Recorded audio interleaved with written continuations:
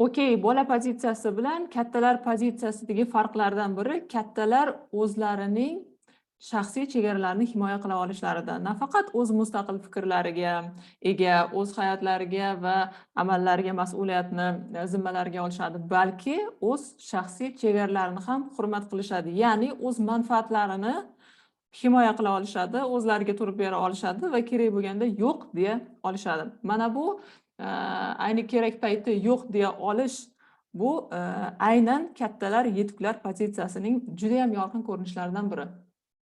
Okey. Endi ahamiyatli tarafi shundaki, o'z chegaralarini hurmat qilgan odam boshqalarning chegaralarini ham hurmat qiladi.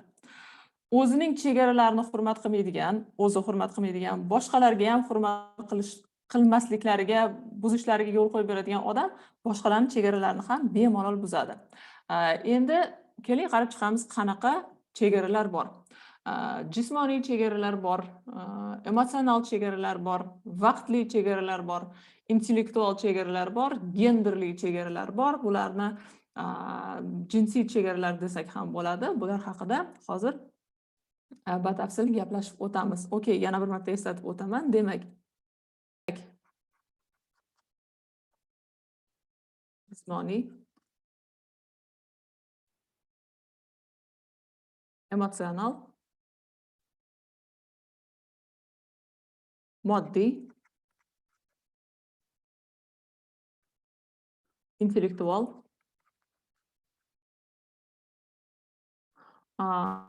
va genderli desak ham bo'ladi. Gender bu jinsga aloqali. Ya'ni biz ikki xil jinsdamiz, erkak jinsi va ayol jinsi. Genderli chegaralar kerak. Hozir bularni birma-bir ko'rib chiqamiz. Tak, jismoniy chegaralar deganda nima nazarda tutiladi? Biz faqatgina qalb yoki ruhdan iborat emasmiz. Bizning jismoniy tanamiz ham bor va albatta jismoniy tanamizning o'zini talablari va o'zini xohish-istaklari, ehtiyojlari bor. Masalan, biz yeb ichishga ehtiyojimiz bor, hordiqqa ehtiyojimiz bor, uyquga ehtiyojimiz bor.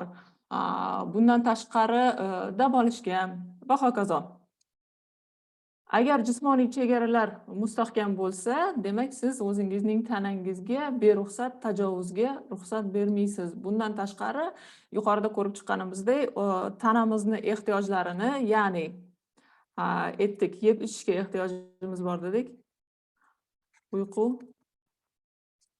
hordiq, ya'ni dam olish. Umuman uyqu bilan hordiq bu bir xil narsa emas. Uyqu boshqa, dam olish boshqa. Bundan tashqari yana qanaqa ehtiyojlarimiz bor? Aytaylik, tushlik payti boshlig'ingiz sizga qandaydir ish buyurib qoldi va siz birlamchi ehtiyojlaringizni qondirishning o'rniga boshliq buyurgan ishga kirishib ketasiz. Mana bu sizga jismoniy chegaralarning zaifligini ko'rsatib beradi. Keling, yana boshqa misollarni ko'rib chiqamiz. Jismoniy chegaralar himoya qilinganda, masalan, turmush o'rtog'ingizga ayta olasiz: "Bolaga qarab turing, men biroz dam olay." Yoki bo'lmasam, xonaga eshikni taqillatmasdan kirmang. Yoki bo'lmasam, "Uzr, hozir men tushlik qilaman, keling tushdan keyin gaplashamiz." Okey, keyingisi emotsional chegaralar. To'g'ri tushunganingizdek, gap emotsional tanangizning himoyasi haqida ketyapti. Emotsional chegaralar buzilganda quyidagi narsalarni kuzatamiz. Siz boshqalarga o'zingiz emotsional quvvatga zor bo'la turib, boshqalarga yordamga shoshilasiz. Quyidagicha ko'rinishlarda bo'ladi. Sizga tinimsiz shikoyat qilishadi. Hayotdan nolishadi. Va siz ularning shikoyatlarini eshitib o'tirasiz. Ya'ni boshqalarga o'zingizni axlat tutishday tutishlariga ruxsat berasiz. Yoki bo'lmasam, ko'p shaxsiy savollar berishadi. Ya'ni yo'q, bu savollaringizga men javob bermayman yoki bu savollarni to'xtating deb ayta olmaysiz. Savollar berishadi. Yo'q deyishingizni qabul qilishmaydi. Yo'qni qabul qilishmaydi. Ya'ni siz yo'q deganingiz ularga yetarli emas.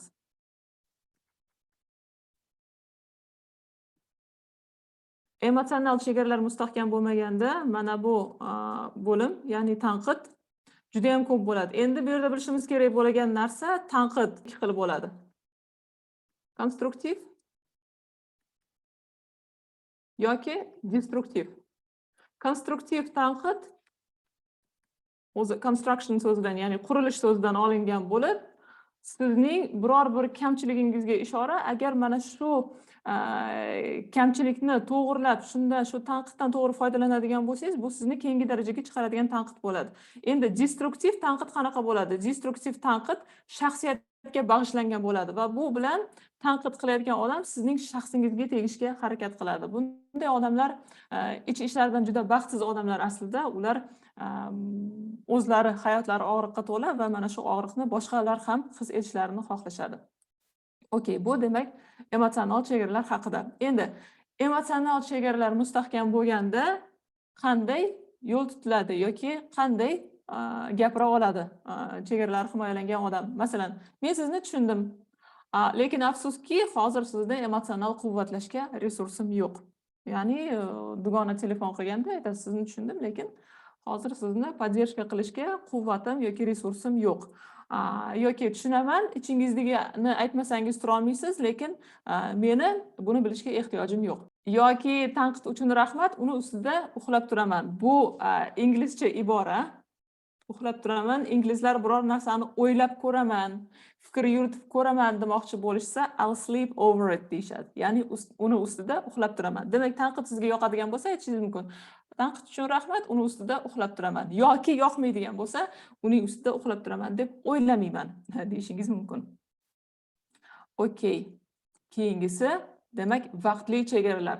Vaqtli chegara deganda nima nazarda tutiladi? Bu albatta vaqtga tegishli.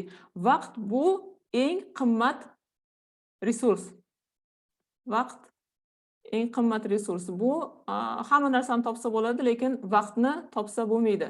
Shuning uchun sizning vaqtingiz sizga boshqalarnikidan ustun bo'lishi kerak. Siz bir ishni reja qilgan bo'lsangiz, kimdir birov telefon qilib qoldi, yana shu har doimgi gap. Dugonangiz telefon qilib qoldi.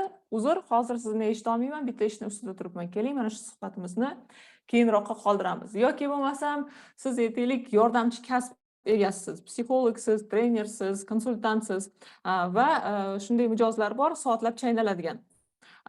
Mana shunday paytda mijozga eslatib qo'yishingiz, ya'ni meni ish vaqtim, ish soatim mana shuncha turadi desangiz, mijoz tezgina o'ziga keladi va demak sizning vaqtingizni, chegaralarini hurmat qiladi. Yana misol, masalan, men dam olish kunlari ishlamayman. Kunlari ishlamayman. Yoki bo'lmasam, hozir mening vaqtim yo'q, keling buni keling bu ishni yoki bu suhbatni juma kunga qoldiramiz. Okey. Keyingi chegaralar bu moddiy chegaralar. Slayddan ko'rib turganingizdek, moddiy chegaralar o'z buyumlaringizni, ashyoviy buyumlaringizni himoya qila olishingizni anglatadi. Masalan, dugonangiz biror kiyimingizni so'rab kelsa, siz bemalol yo'q, men kiyim almashmayman deb ayta olsangiz, demak moddiy chegaralaringizni himoya qila olishingizni bildiradi. Yoki bo'lmasam sizdan pul so'rab kelishsa, yo'q, bu pulga allaqachon reja qilib qo'yganman yoki sizga pul bera olmayman, lekin boshqacha yordam ko'rsatishim mumkin. Yoki bo'lmasam, mashinam yakshanba kuni o'zimga ham kerak. Bu demak moddiy chegaralaringizning himoyasi haqida. Keyingisi demak intellektual chegaralar. Intellektual chegaralar sizning o'z fikringizni himoya qilishingizni anglatadi va sizning fikringizni himoya qilishmasa, bunga ruxsat berasiz.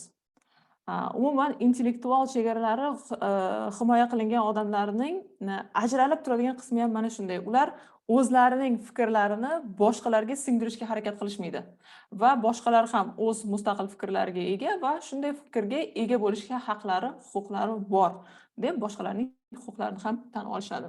Demak, sizning nuqtai nazaringizni hurmat qilaman, lekin men boshqacharoq fikrdaman. Yoki bo'lmasam, ha, shunday deb o'ylashga haqqingiz bor.